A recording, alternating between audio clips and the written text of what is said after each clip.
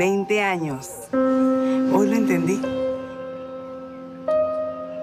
Hoy entendí que todo lo que he vivido y lo que viví en ese momento era para este día, para este momento, para esta fecha.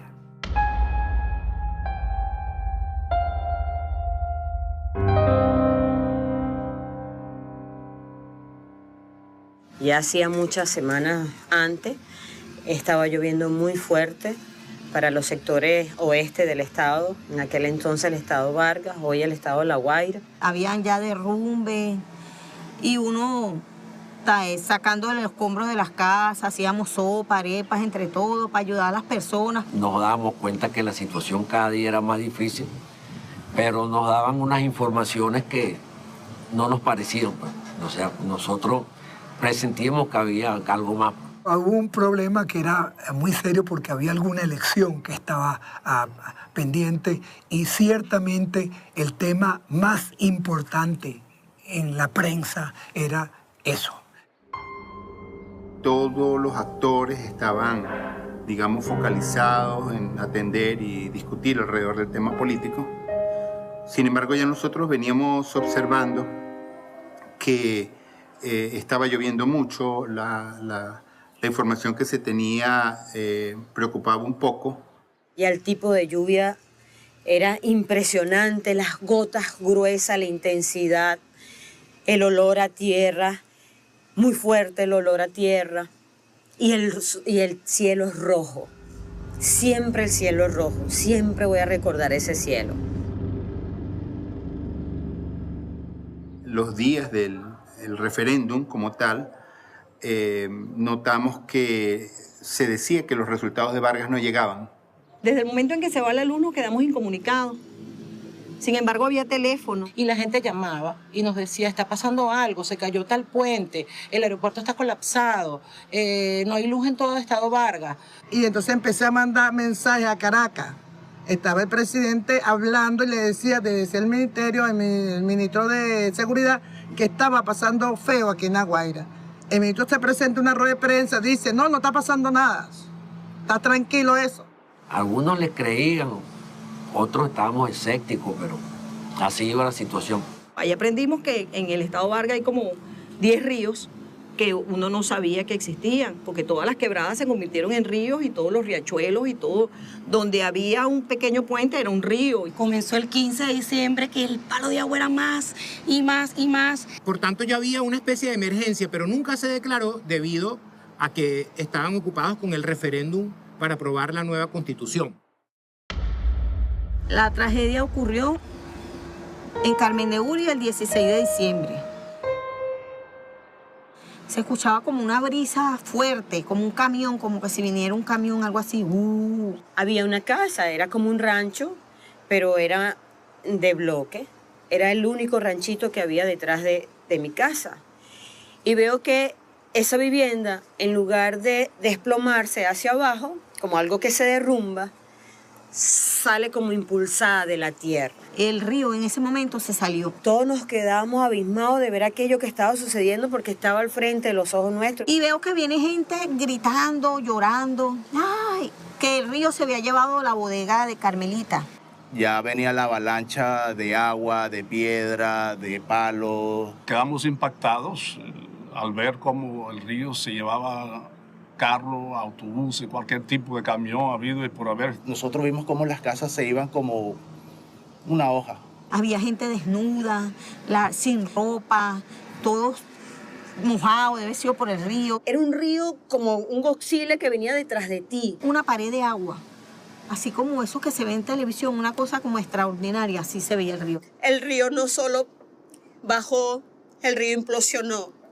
El río se levantaba, abría de repente y donde abría tumbaba casas y se llevaba a la gente. Por eso tanto muerto, por eso tanto destrucción. Y nosotros empezamos a ayudar, porque había como una casa sola y habían materos, matas así, y tiraban a los bebés, la gente se lanzaba. Total que nos toca brincar de un balcón para otro, tratar de trepar para la casa de al lado. Y empezamos a saltar los techos de las casas, los techos de la casa. Brincando de plata banda y plata banda, Somos 65 personas en total, incluyendo el párroco de Carmen de Uria para ese entonces. Pero llegó un momento que ya no podíamos avanzar más, porque era un efecto dominó. Vemos cómo las demás casas se van diluyendo prácticamente en el río, familias completas, casas completas que se desploman y se lo llevan. Estamos como esperando el momento nuestro. Y veo abajo y digo, la casa de mi mamá desapareció. Dios, nada más te pido que si me dejas viva, déjame viva con mis 2 hijos. Pero si te lo llevas a ellos, llévame a mí. El río ya se había llevado los restaurantes, la panadería, todo eso se lo había llevado. En Uria quedó de 4 calles, 1.5 y de pedacitos. Pues. Logramos cruzar hacia el otro lado, un sector que se llama El Infiernito. Allí, impresionante encontrar a mi mamá, encontrar a muchos vecinos, pero muchos cayeron en el agua, ¿sabes? Y posteriormente, en la tarde, en plena carretera, sin tener cómo ir ni para la derecha ni para la izquierda, debajo de un toldo, centenares de personas, como a las 4 de la tarde viene la segunda vaguada y se lleva lo que no se había llevado en la primera.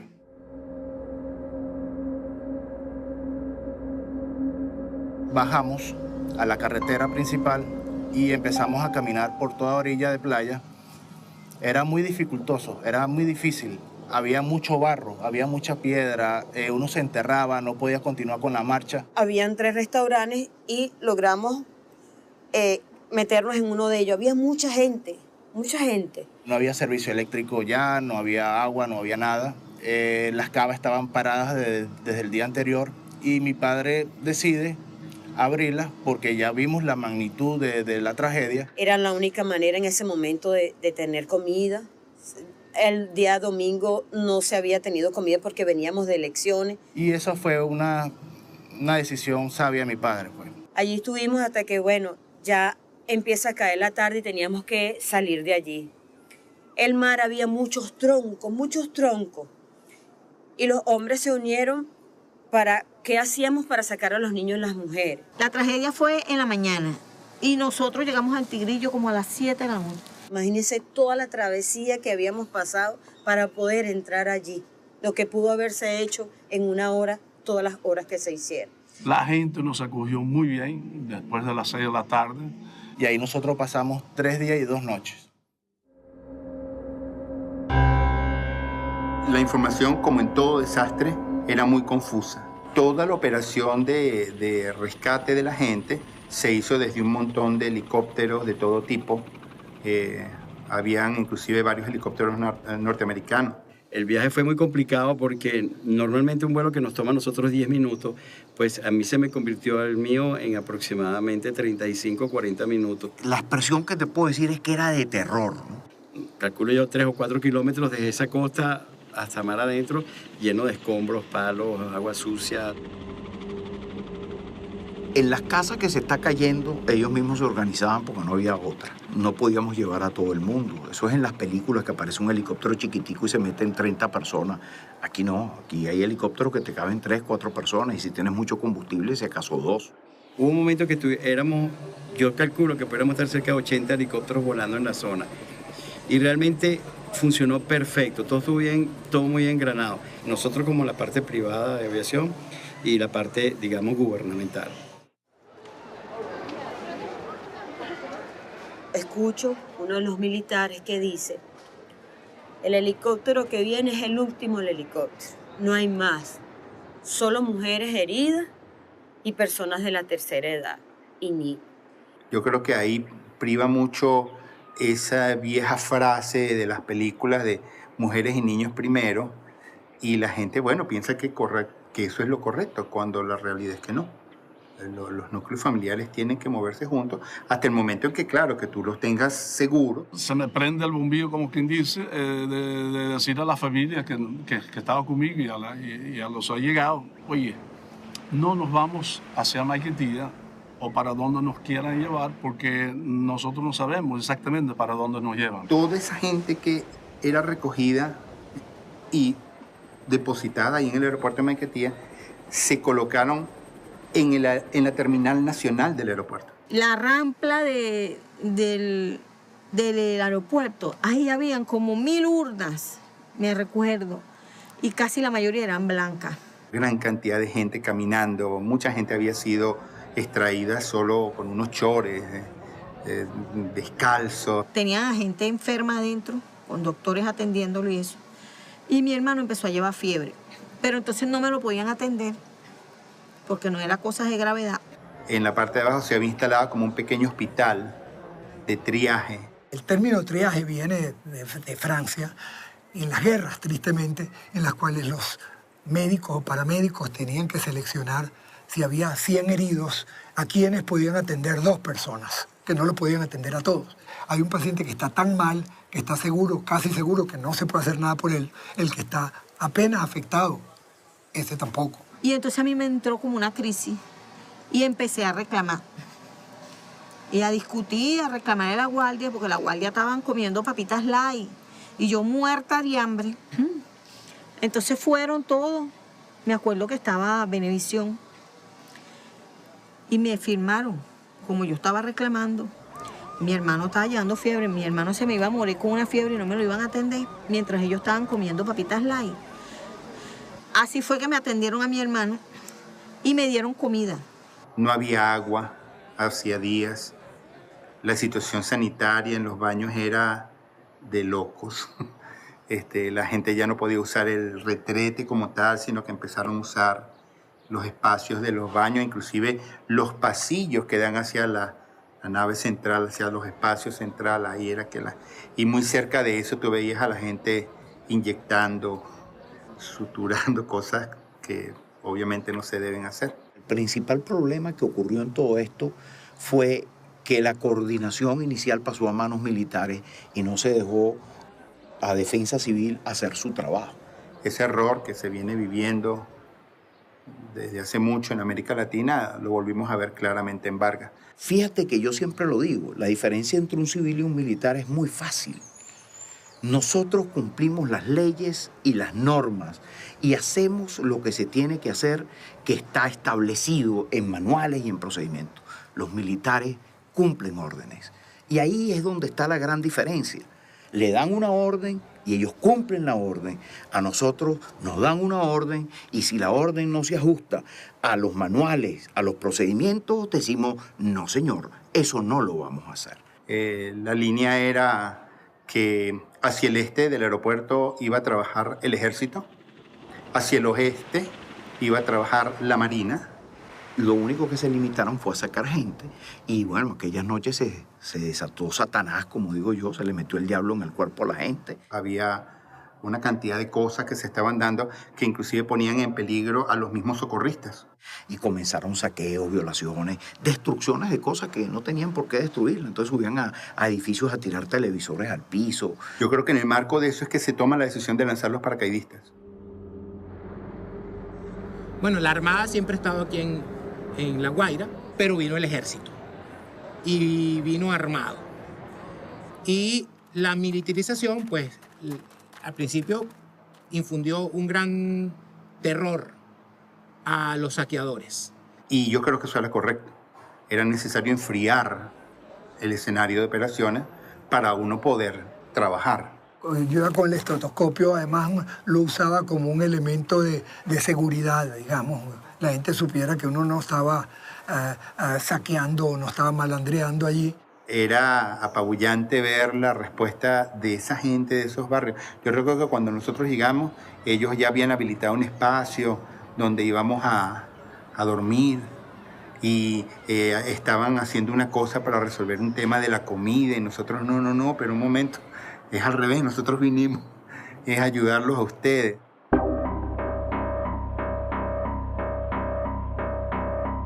Nos apabullaba la cantidad de cosas que llegaban. El problema era distribuirlos. La ayuda que llegó canalizada por la Cruz Roja Venezolana y por Cáritas llegó a donde tenía que llegar. Fue manejada muy bien y fue entregada a los que lo necesitaban. Ellos cumplieron su trabajo.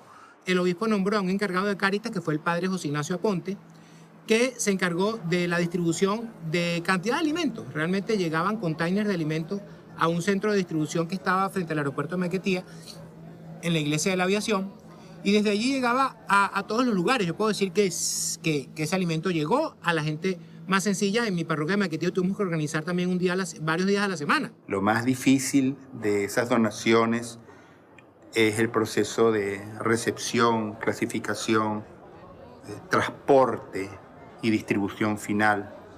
Y ese esfuerzo lo hace el área afectada por el desastre, no lo hace el que dona.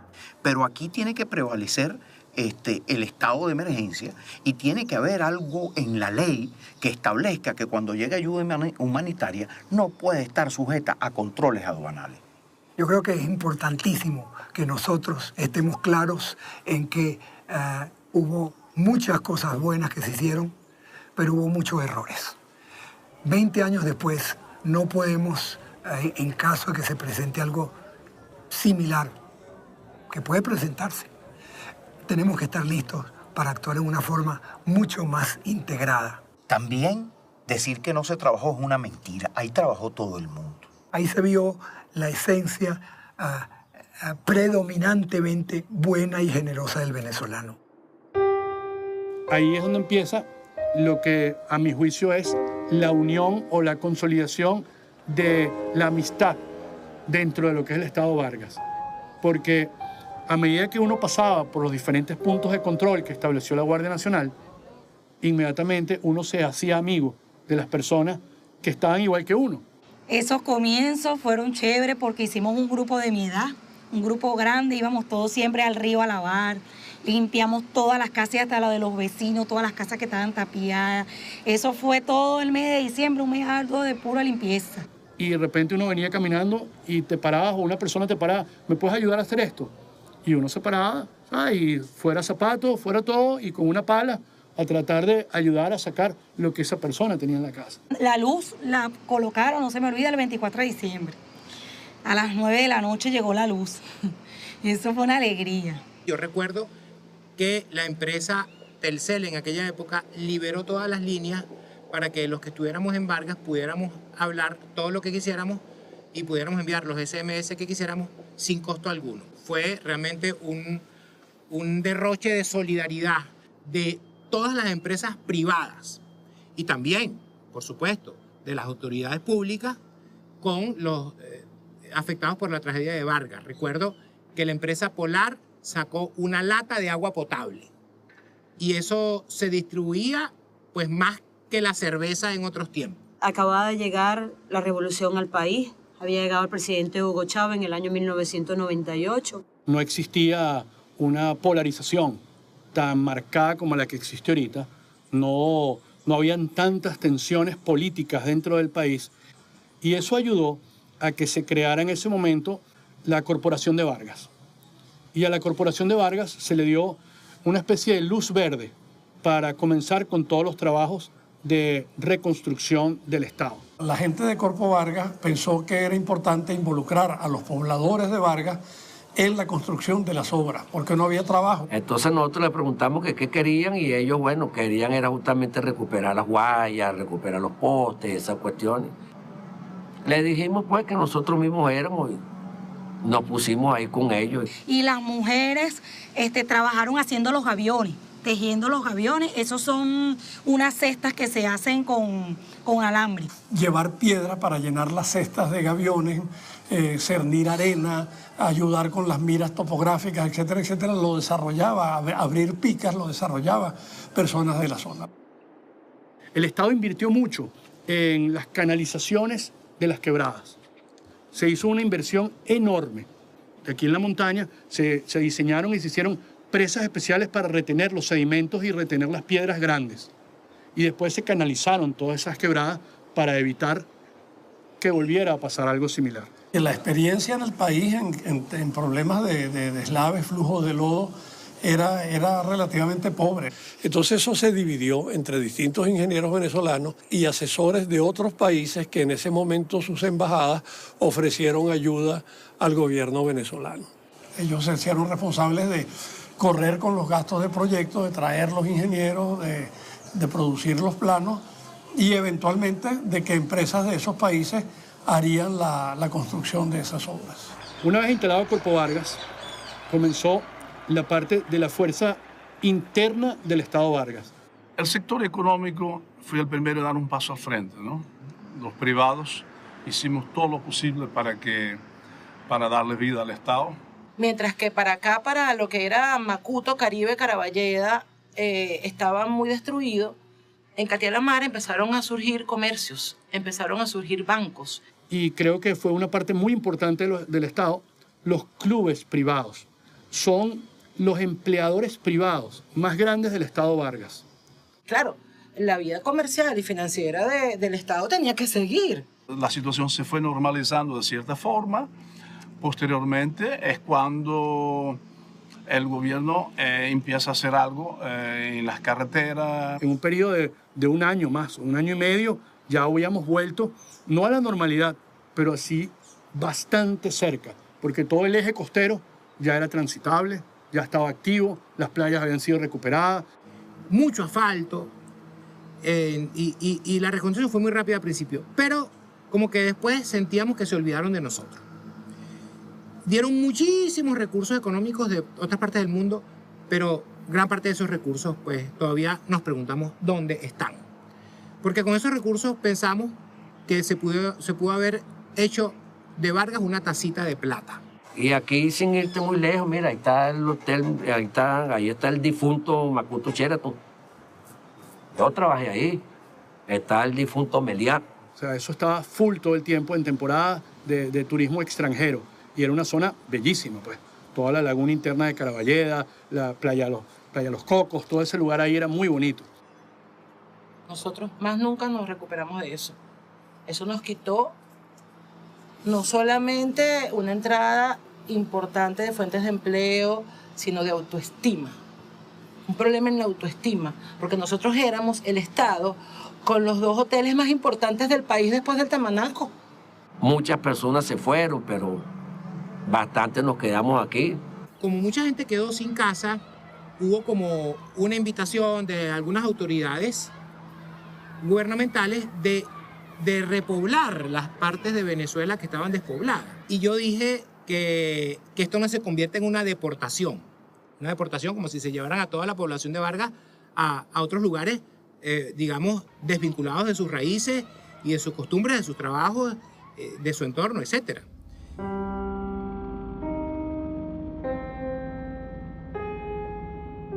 Mi padre me exigió que me quedara a estudiar en España porque él no me veía aquí nuevamente. Y yo me fui para Calabozo, para Estado Guárico. Nos fuimos a vivir para Guatire. Eso también nos afecta porque no estábamos acostumbrados a ese trayecto, a adaptarnos a esa localidad, pues. Bueno, en Maracay estuvimos solamente 3 meses, porque una casa de mi cuñada, de la familia de mi esposo, pero una casa extraña. Llegar a hacer familia donde ya está ocupada con otra familia es complicado.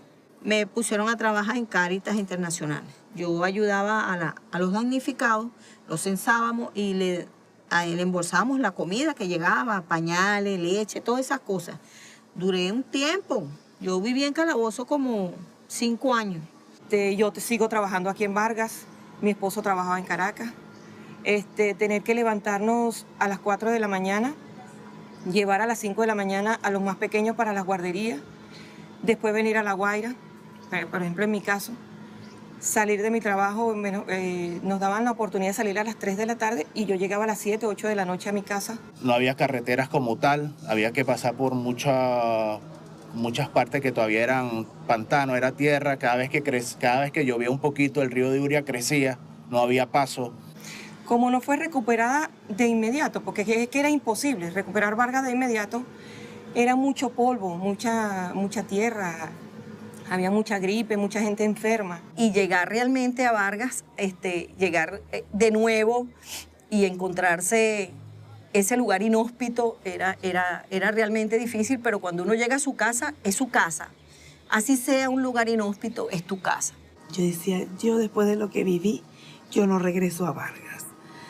Me quedé en San Antonio Y mi esposo, su familia, era todo eso de Vargas. Y él sí venía.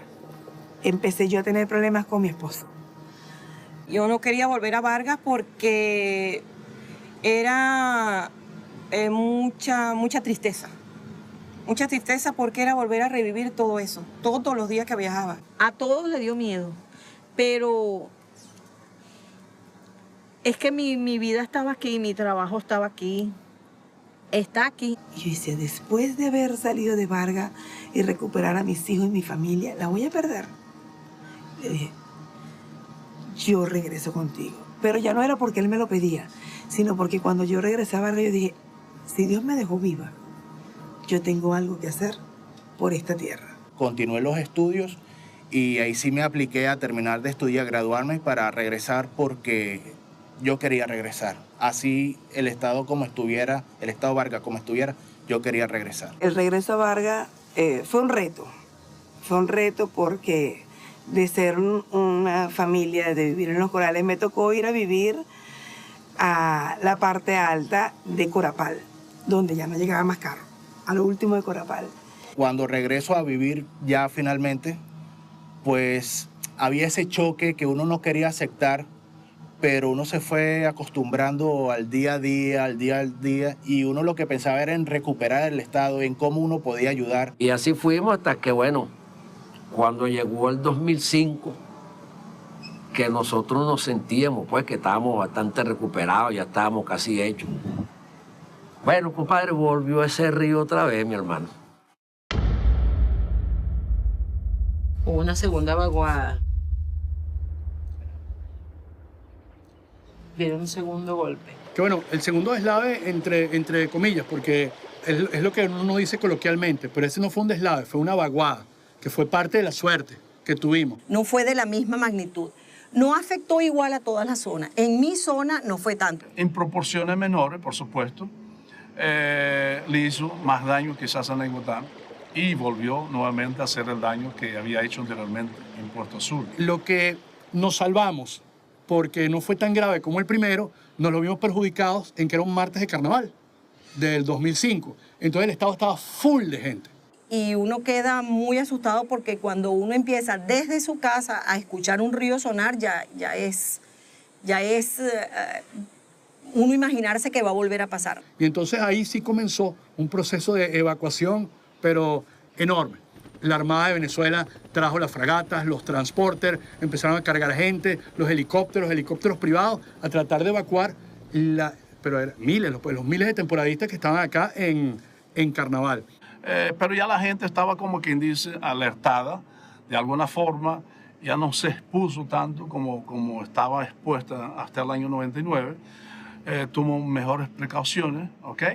Y estaba debidamente preparada, ya la gente sabía prácticamente para dónde huir o correr a la hora de una tragedia mayor, ¿no? No fue que limpiaron las quebradas, no fue que había menos casas construidas, porque recién pasada la tragedia, la gente volvió a montar el rancho en el río, volvió a construir en los cauces. Nos dimos cuenta de nuevo que la falta de mantenimiento en esos tremendos retenedores de sedimento y las canalizaciones influyeron en el desbordamiento de algunas otras quebradas, pero el daño fue mucho menor. Empezamos otra vez a trabajar en la playa, a luchar, pues, hasta que, bueno, ya estábamos prácticamente estables. De ahí vino el viaducto, se cae el viaducto. Eso fue otra, de verdad que hemos sido bien acontecidos. En el 2007 fue que casi que un desplome total y bueno, ¿qué más nos tiene que pasar? O sea, ahora nos quedamos incomunicados con Caracas. Nosotros hemos sido muy golpeados, ¿sabes? Y no me había dado cuenta hasta ahorita.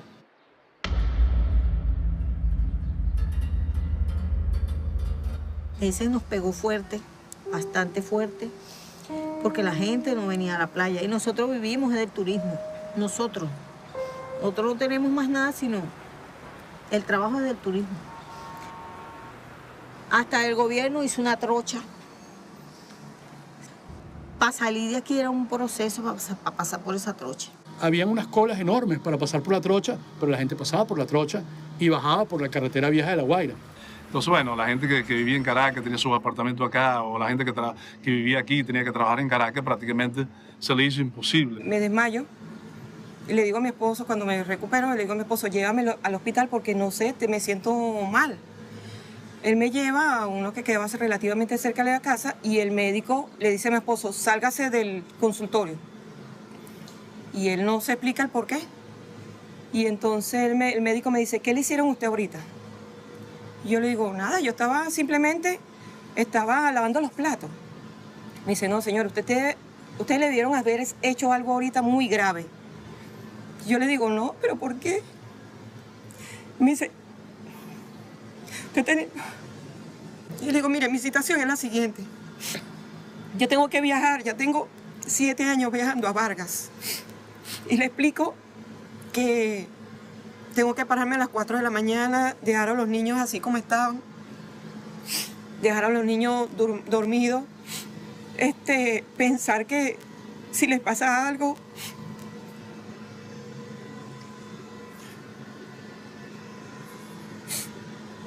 entonces el médico me dice, mire señora, yo le voy a recomendar algo.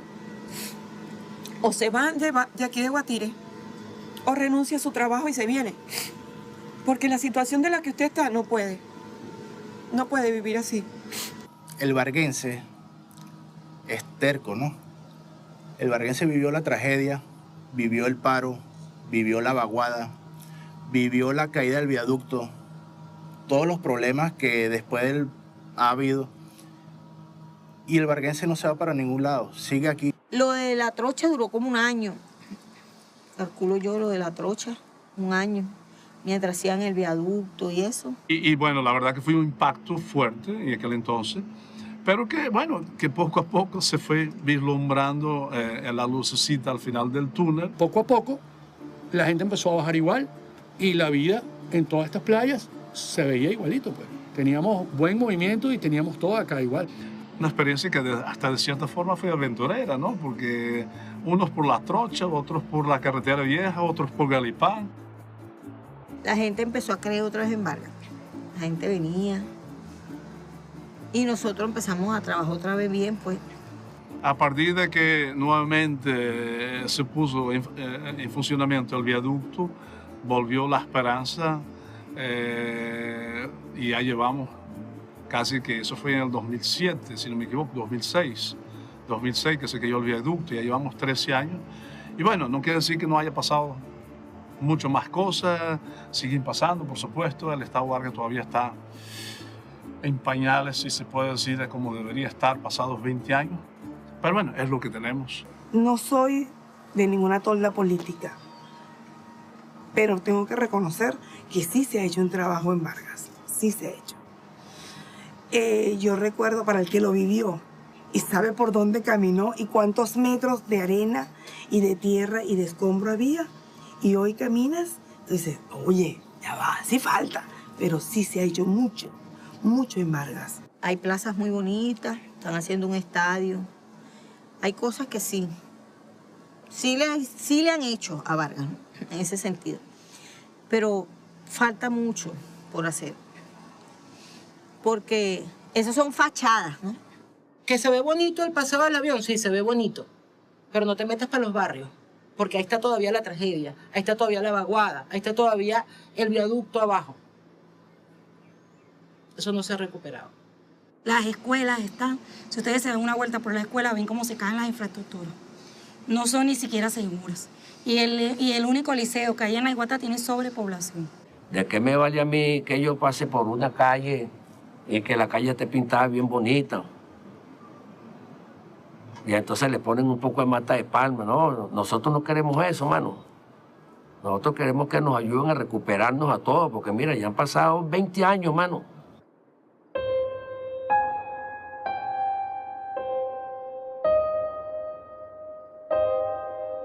Bueno, el país ahorita está, ¿cómo te digo? Puedo decir lo que quiera. Está jodido. Estamos viviendo una lucha pueblo contra pueblo. Es que no hay que ser ciego. Uno todos los días ve las protestas en las calles por cualquier cosa, por las bolsas, por el gas, porque no hay luz, por todo. Porque traen un cartón de huevo de ahí mismo, entonces te lo quieren vender a ti en el triple porque tienen que pagar pasaje, porque tienen que hacer esto, que tienen... Eso, pueblo contra pueblo. Es muy triste ver la gente recogiendo en la basura, pero te vas a un bodegón y ves a la gente que saca su billetera llena de dólares y tú dices, ¿de dónde?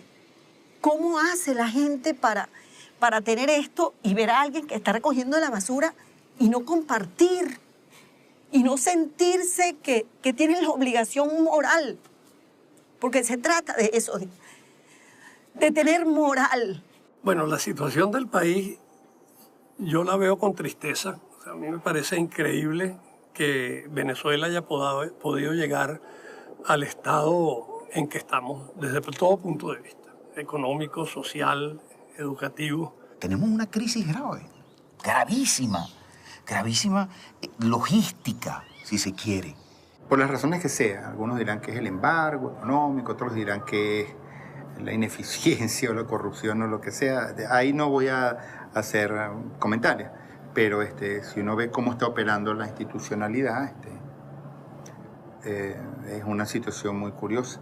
Los hospitales no tienen para hacer muchos una hematología. La mayoría no tienen agua potable. Si hay una situación fuera de la línea de base que tenemos ahorita, es una tragedia sin límite. Yo no sé cuál es el colapso de una sociedad. El colapso de una sociedad. Estamos hablando que la tragedia cumple 20 años. El régimen tiene 21. Tú tenías un país que estaba con todos sus defectos y todos sus errores y sus cosas, el país estaba funcionando. Había un metro que funcionaba, había sistemas, o sea, en los aeropuertos había combustible, tanto de pistón como de JP1. Habían helicópteros, habían ambulancias, habían hospitales, habían vialidad. Hoy en día, el Parque Aéreo Nacional, que fue la salvación en Vargas, y ese parque aéreo incluye el parque aéreo civil y militar, está muy disminuido por múltiples razones. Cuando sucedió la tragedia de Vargas, estaba sucediendo una tragedia en Nigeria. Y en Nigeria se murieron miles de personas, porque no había nadie que lo podía rescatar. Hoy, si nos ocurre un evento igual al Vargas, vamos a tener una menor capacidad de respuesta. No va a ser como antes.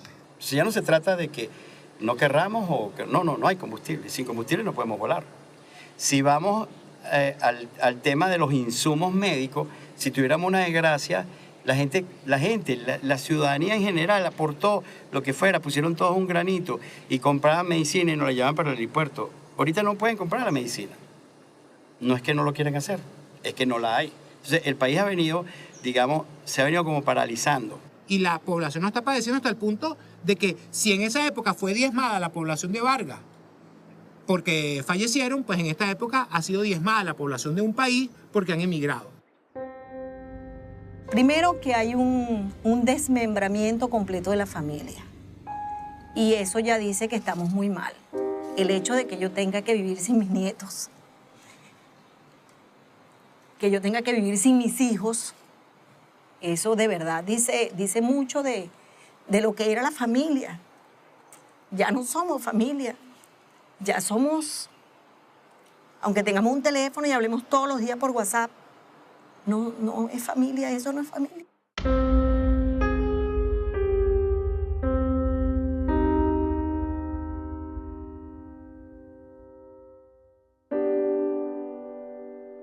Yo no sé si vale la pena decirlo aquí, pero en este momento yo estoy apoyando unas iniciativas para tratar de ver cómo se pudieran mejorar las condiciones para que Venezuela maneje mejor la ayuda humanitaria que necesita. Y es un tema muy curioso porque aquí no ha habido un terremoto, aquí no ha habido una guerra. Esos apagones de luz han sido causados por la desidia del ser humano. El tema del agua también por la desidia del ser humano. Y mucho más escandaloso es el tema del alimento en un país tan rico y el tema de las medicinas. Y que ni siquiera podamos, como en el tiempo de la tragedia de Vargas, recibirlas de afuera. Una de las cuestiones que yo veo más difíciles de la reconstrucción del país es que buena parte del material humano joven se ha ido del país.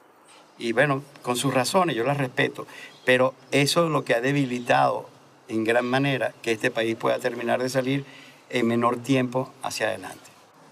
Se sabe que el país está mal y eso. Se van, pero digo, a pasar trabajo allá. Aquí yo soy extranjero, pero si voy a España, también soy extranjero. Entonces, para ser extranjero, prefiero ser extranjero aquí, porque me siento venezolano. Pasamos trabajo todos aquí, porque uno está aquí, uno lucha para comer y eso, pero aquí estamos.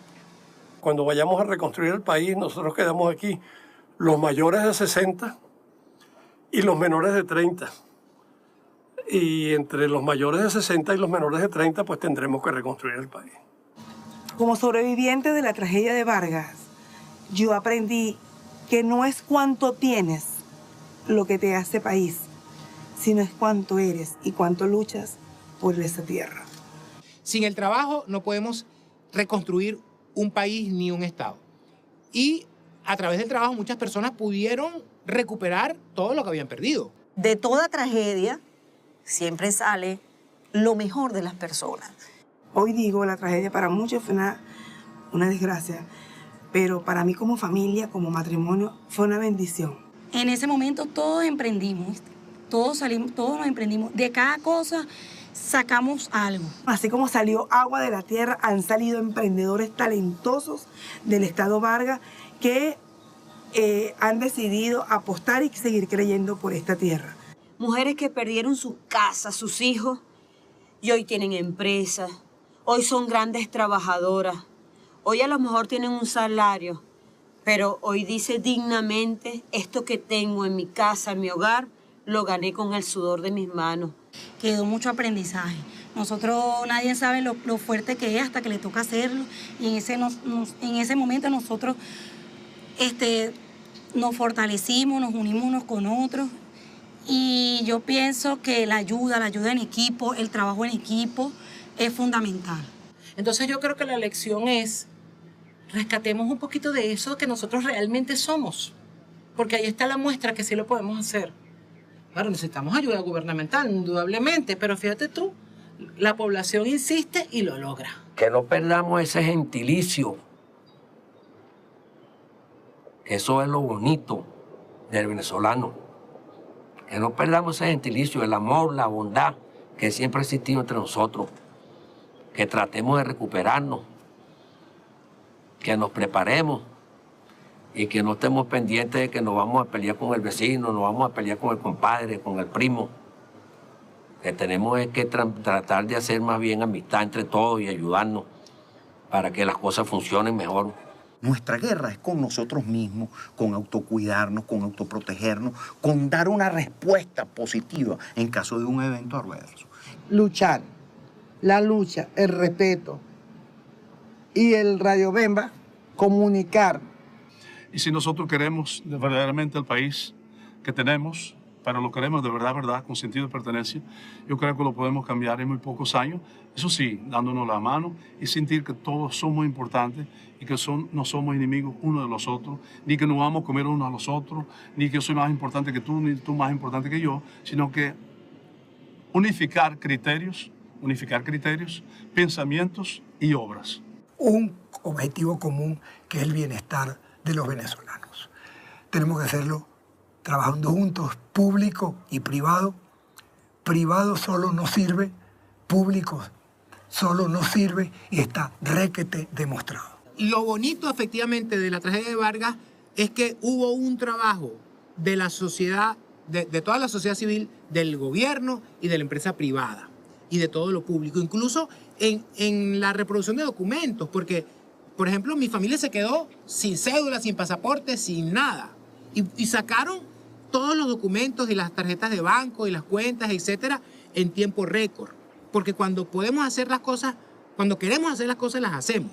Así como le abrimos las puertas a los que vienen de fuera, vamos a abrirnos a nosotros mismos, vamos a ayudarnos, vamos a colaborarnos, vamos a levantar este país. Hay tanto por hacer aquí que yo creo que vale la pena. Y ese sentimiento sé que miles de venezolanos lo tienen. Nosotros sabemos que de esta vamos a salir. Y tengo fe en mis hermanos venezolanos, en mis hermanos y hermanas de La Guaira, que nosotros, hermanados, cohesionados, juntos de la mano, podemos lograr salir de esta crisis. Pareciera que con el tiempo se ha puesto más difícil, más complicado, pero tengo una gran esperanza de que algún día se llegue a una Venezuela como todos soñamos tener.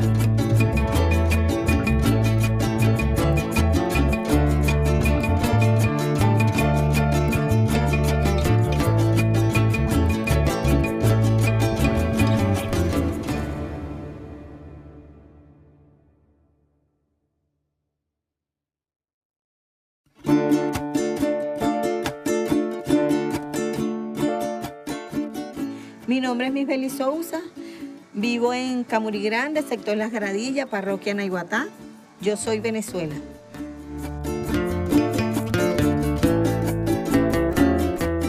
Soy José Manuel Esteves, soy de Carmen de Uria y soy Venezuela. Mi nombre es Migdalia Hugueto, soy de Naiguatá, Pueblo Arriba. Yo soy Venezuela.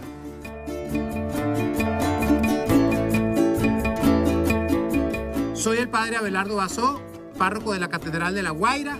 Nací en Caracas, pero he vivido toda mi vida en La Guaira. Yo soy Venezuela.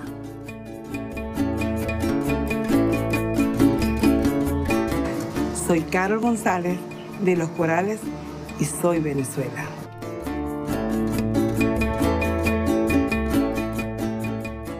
Mi nombre es José Ignacio Sanabria, nací en Caracas y soy Venezuela.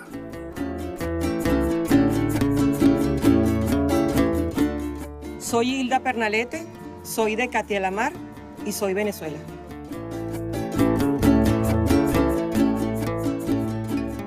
Soy Alejandro Liñayo, merideño, yo soy Venezuela.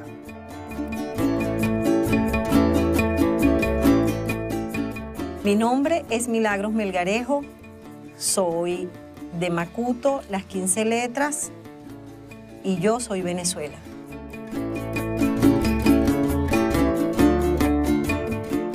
Soy Manuel Sardilla, tengo 57 años, soy varguense, pero sobre todo naiguatareño y principalmente soy Venezuela.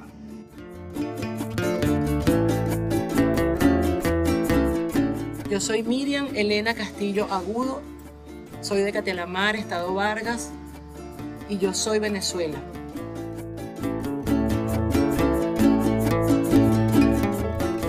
Yo soy Francisco Pacheco, nacido en Caracas, yo soy Venezuela.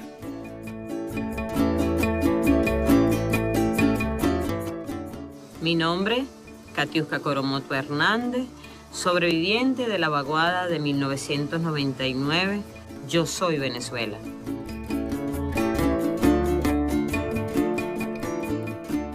Mi nombre es Tomás Sanabria, caraqueño, yo soy Venezuela.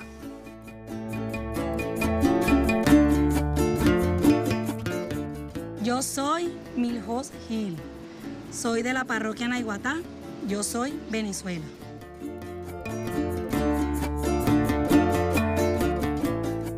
Mi nombre es Carlos Presencia, soy un hijo adoptivo de la comunidad de Naiguatá y soy Venezuela.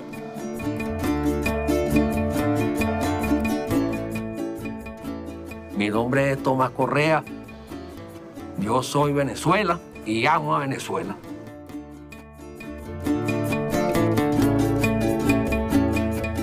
Yo soy Enrique Martín Cuervo, caraqueño, y nosotros somos Venezuela.